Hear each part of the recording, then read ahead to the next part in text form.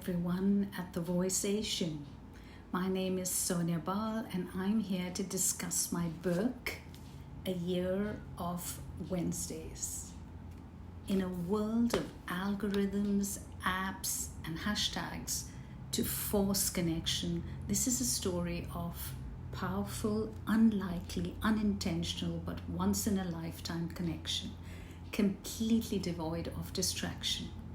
A Year of Wednesdays takes off literally on a flight from New Delhi to New York. Seat 7A and seat 7B have nothing in common, absolutely nothing, other than the fact that they are both hoping the seat next to theirs remains empty. It doesn't.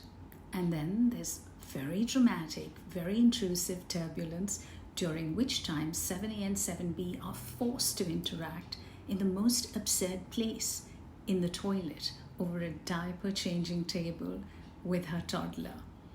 This is mortifying for 7A, the hyper cool, uber stylish Wall Street guy, to be doing this with her, seat 7B, the mom with a drool stained sweater and obviously ordinary aspirations.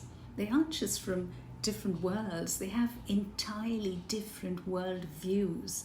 Logic suggests they should have just gone back to their seats and never bothered each other again. But what ensues is the start of a tentative conversation that leads to incessant conversations, opposing views, snarky observations, and blistering wit, and some unexpectedly poignant admissions, all of which keeps them addictively engaged, hopelessly sleep deprived, through the 15-hour journey.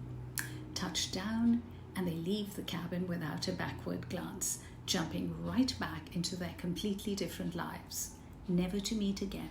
It's over. Except it's only just begun. They continue to travel together, interlocked, forever, through an inexplicable, powerful connectedness. Can one meeting change everything forever? Well, the Japanese do have a term for it. Ichigo, ichi-e. One time, one encounter never repeats, lasts a lifetime. In this case, it's not as if they ever seek out each other, and even if they were to, they can't. They don't even know each other's names. Once in New York, they're back to living their completely different lives.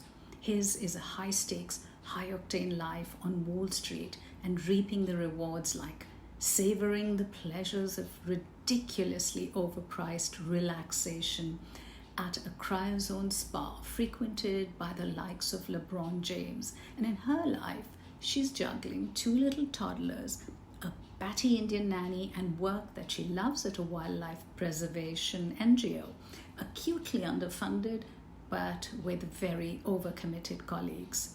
7A and 7B's lives are so different they never intersect, except in their heads every single day, sometimes several times a day.